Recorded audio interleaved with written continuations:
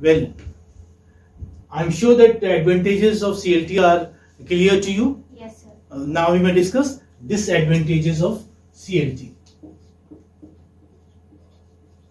Disadvantages.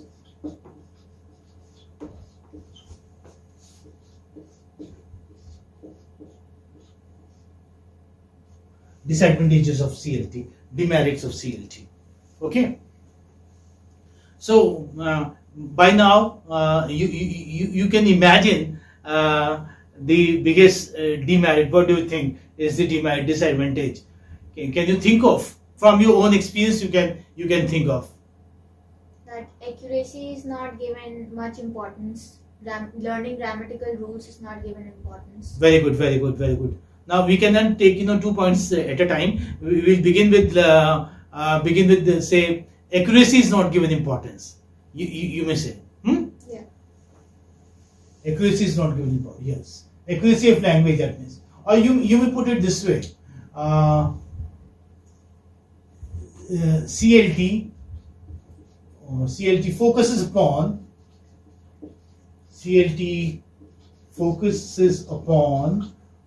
fluency. CLT focuses upon fluency and not on accuracy. Okay. Now this will be easier for you to elaborate, and not on accuracy. Yes. Yeah, accuracy is the same thing as she pointed out, that accuracy, that means speaking using grammatical English or correct English, that is making correct grammatical sentences, not only acceptable sentences. Except there's a difference between acceptable and grammatical. Something is acceptable but may not be grammatical, but grammatical is always acceptable. Okay, so these like learners, they speak English fluently, but they do not speak English with accuracy. Why? Because accuracy is not focused upon. Right? So this is a major disadvantage of CLT approach, that it focuses on fluency and not on accuracy. The approach does not focus on error reduction, but instead creates a situation where learners are left using their own devices to solve the communication problems. Okay, and that's the reason they produce incoherent, grammatically incorrect sentences. Is it not? Because like if you remember, what is done with the errors? Errors are ignored. They are neglected. They are overlooked. There's a reason, there's a reason there isn't any improvement as far as grammatical or the correct English is concerned. They are made only fluent. They have a good fluency of English. They have a good fluency of speech, but as far as accuracy is concerned, they lack in accuracy. Okay? So the approach does not focus on error reduction. It does not minimize the errors. It does not reduce the errors of the learners. But what does it do? It creates situations where learners are left with using their own ways, using their own devices, using their own methods to solve the communication problems. Why? Because the teacher is just a facilitator. He doesn't intervene. He gives students a free hand. If they have a problem, they solve their problem themselves. For example, like they are having a group discussion, and if suppose somebody is not using the appropriate word, somebody is using a misappropriate word, then what would they do? Instead of asking the teacher, they would either see on their mobile, on the internet, or if the dictionary is around, if they carry a dictionary along with them, then they would see the meaning there in the dictionary. Okay, see the pronunciation in the dictionary, see the usage, say either on the internet or in the grammar book, for that matter. So they solve their problems themselves. So don't you think this way this becomes time consuming? Yes, sir. If like teacher, if they sought the help of the teacher, then they can solve the problem quickly. But when if they encounter problems, then they try to solve the problems themselves. Isn't that? What do you think? This is how I interpret this. What do you think? Do you have any other notion? Any other point to make here? No, sir. It's just the same? Yes, sir. Okay. So CLT, this is the biggest disadvantage. CLT focuses upon fluency and not on accuracy, and that's the reason there is always a possibility of mistakes. Students make mistakes of pronunciation. Students make mistakes in grammar also. So okay, this can be the second point. Possibility. Because if mistakes are ignored, if errors are neglected, then what will happen? They will get reinforced. Mistakes will be like mistakes will be cemented. They in their memory. They would be tattooed in their memory. In the memory. Okay, the way you have tattoos on your hand and all. You can't do away with it. In the same way, if they go on making mistakes over and over again, then the mistakes get reinforced.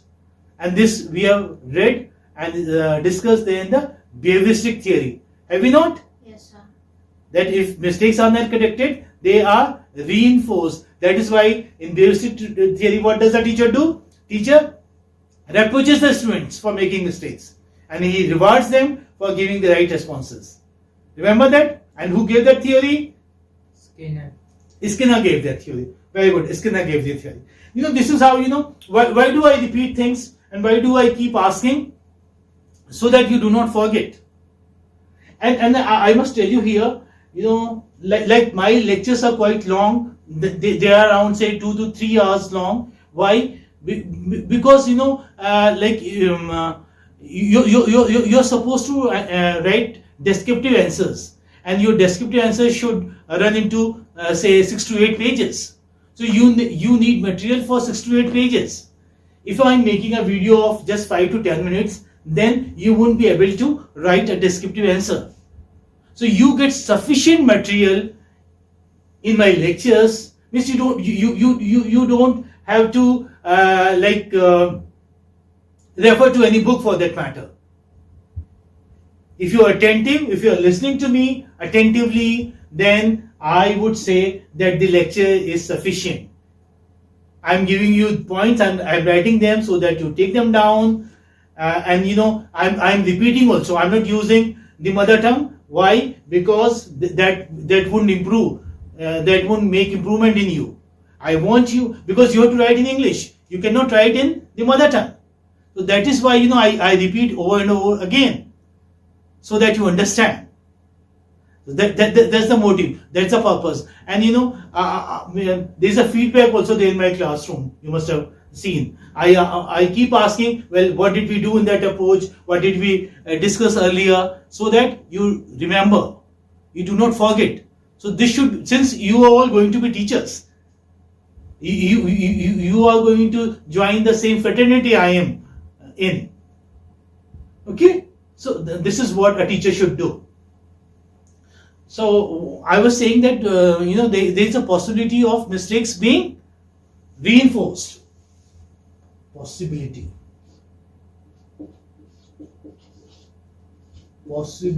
of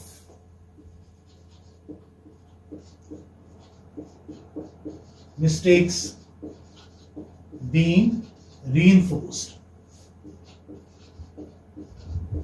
because these lectures are not for fun. Okay, they're actual classroom lectures.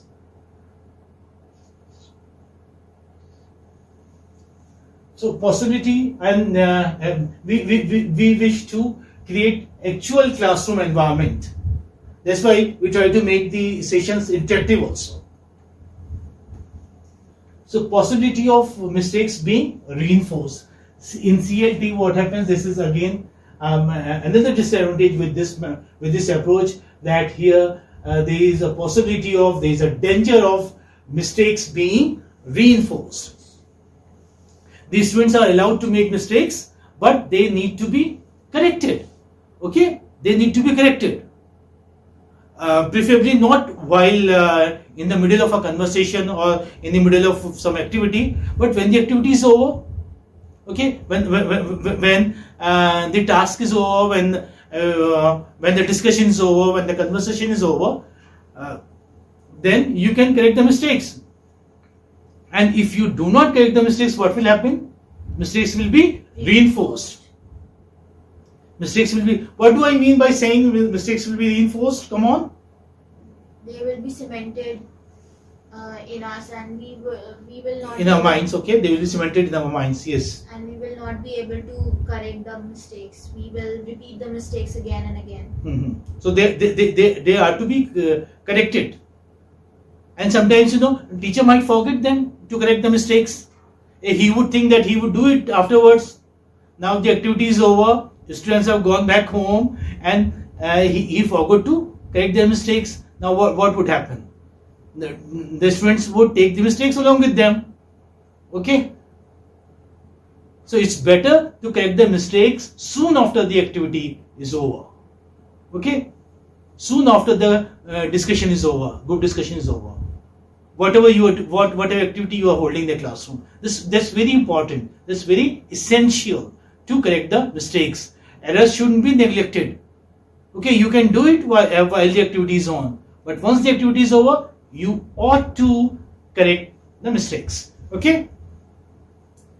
And another thing which he pointed out when I asked her the biggest disadvantage, she said something about grammar. Yes, could you repeat it? Now we can take that point. Yes. Grammar and pronunciation are not given due importance. Yeah, very true. That's very true. Grammar. Instead of mixing it with, fusing it with the first point, we can take it here separately. Grammar and pronunciation. Grammar and pronunciation. Pronunciation are not given. Are not given due importance, due significance.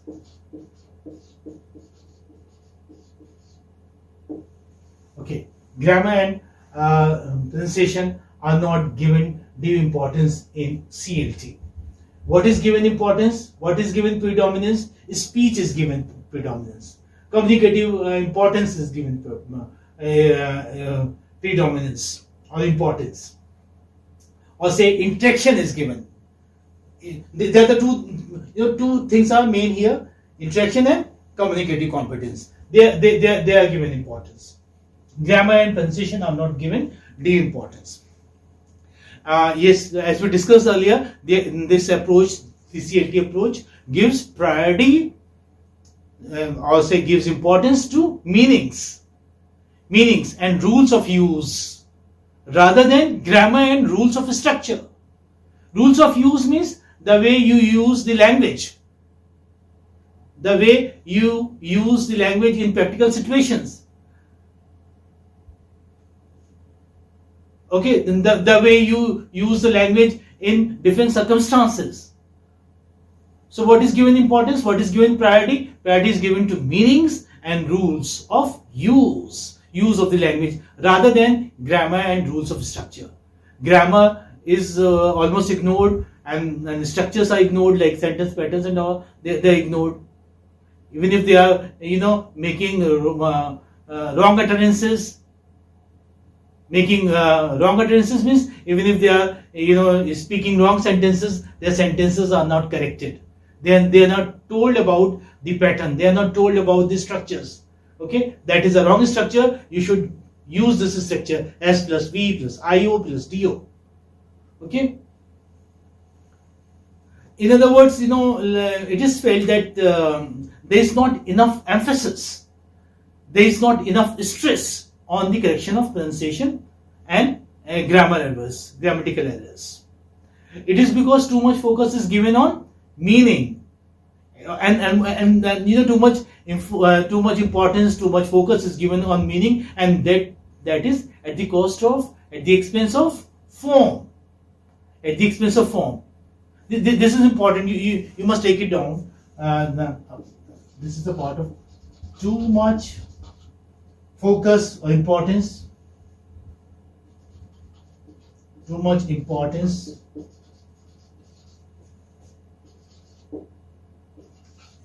is given to meaning,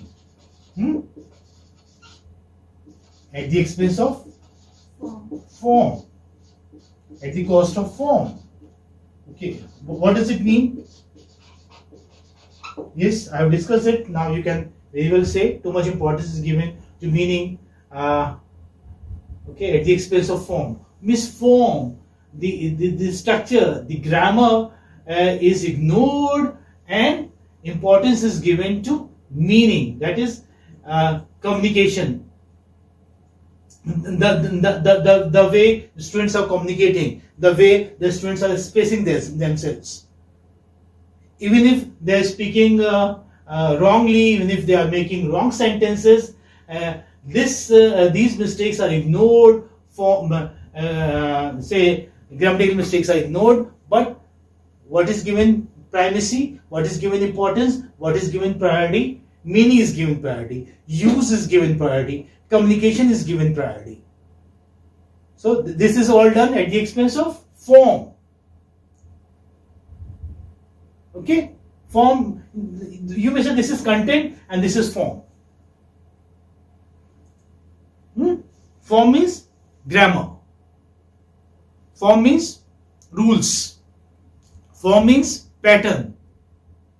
Means form of the language. Every language has some grammar. Every language has some rules, some patterns, and we have to abide by those rules. We have to abide by the rules of grammar if we want to be grammatically sound. Yes. So it is observed that there is a danger of focusing too much on oral skills and less on reading and writing skills. This approach emphasizes upon oral skills and say what is subsidiary here, what is secondary here. Reading and writing skills are secondary here. Reading and writing skills are subsidiary here. They are not given priority. They are overlooked, you may say. They are undermined. Here I am reminded of a very popular name, Hughes. Have you heard his name? According to Hughes, he said the communicative language teaching leads to the production of fluent speakers. Okay, but these fluent speakers are not accurate speakers. They speak English or the foreign language falsely. The English is not flawless. Is it okay? Let me write it. Let me write the name. Okay. Too much importance is given to the meaning at the expense of form. This is what I wrote here. Now I'm reminded of. I've seen students mispronouncing the word, like Ted Hughes. You must have read the poems by Ted Hughes, Hawk and all, Hawk Roasting. Have you read? Okay. But he's not the same. Hughes is not a poet, he's a linguist.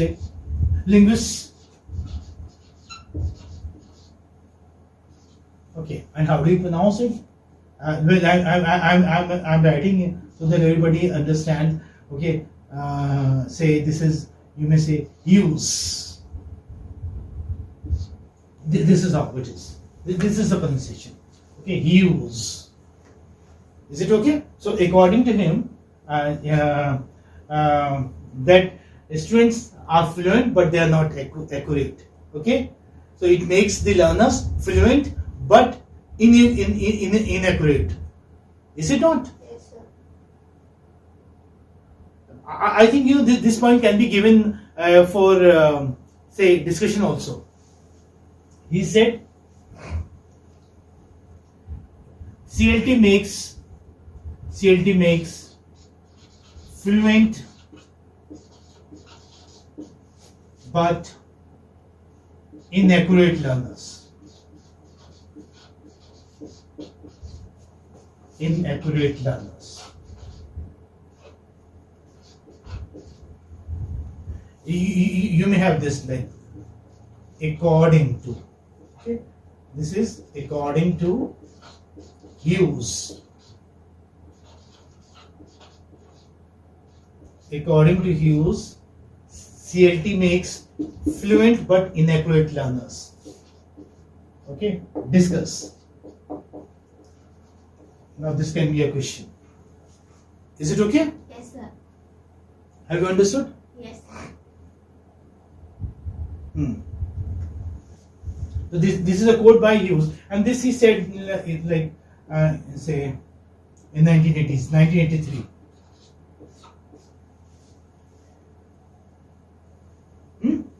Okay, can you elaborate? Can you explain? Can you discuss just in a couple of lines? Yeah. CLT makes fluent but inaccurate learners. CLT makes fluent but inaccurate learners. Discuss. Yes. Come on, discuss.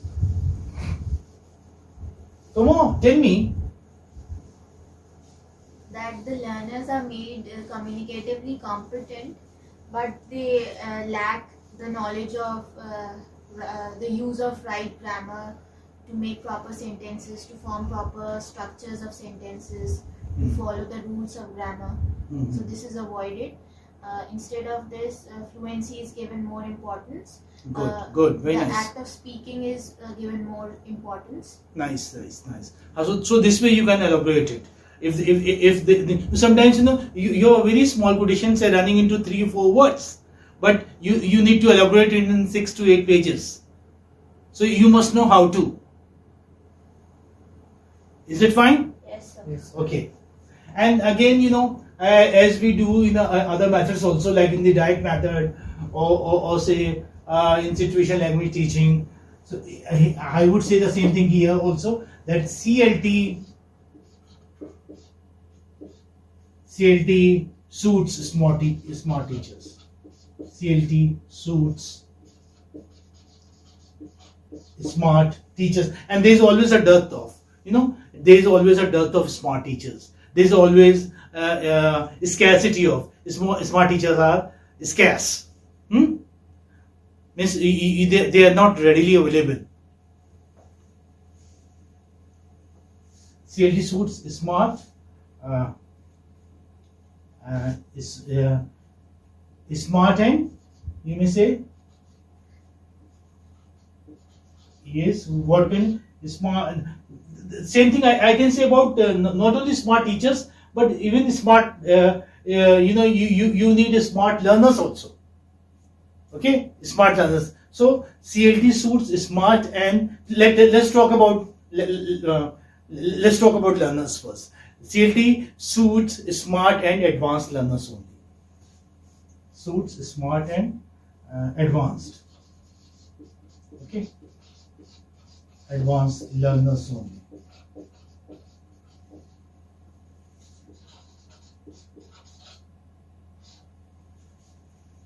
CLT suits smart teachers, and not only that is very say reasonable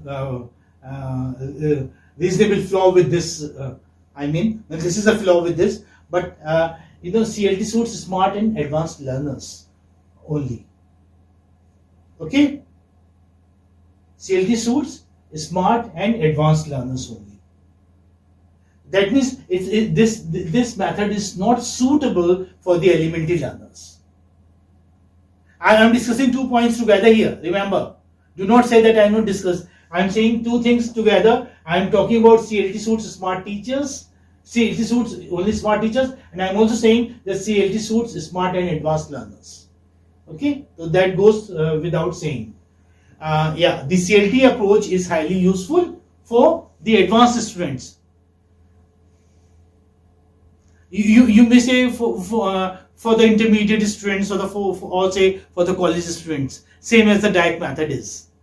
But for beginners, some controlled practice is required. Some controlled practices needed. Students with low level of proficiency in the target language may find it difficult, okay, to participate in oral communicative activities. Because we are holding communicative activities absolutely in English, exclusively in English. So what happens as a result? What happens as a result? Beginners are not able to catch it that well. They are not comfortable with it. So it doesn't suit them. It suits the advanced learners, but it does not suit the elementary learners. It does not suit at the low level. The communicative fluency may not be appropriate. You know, if the tests and exams conducted by an institution are grammar based. Suppose, you know, you have a test, you have an exam, and that exam is grammar based. That exam is based on sentence patterns. That exam is based on the structures of language. So if you are not good at grammar, if you're not good at sentence patterns, then what will happen? You won't do good there in the exam, in the test. Is it fine? This is again a very big flaw with it. How about competitive exams?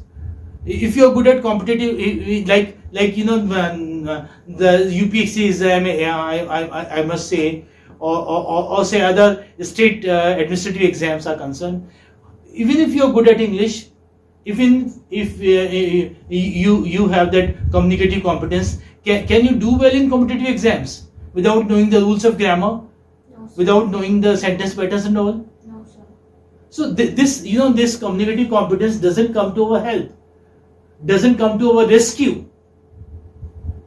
Is it okay or not? Yes, sir. Means howsoever fluent like one might be, or students might be in spoken English, if they are not good at grammar and sentence patterns, they I must say are certain to cut a very sorry figure in competitive exams. Is that okay? Yes, sir. Yes, sir.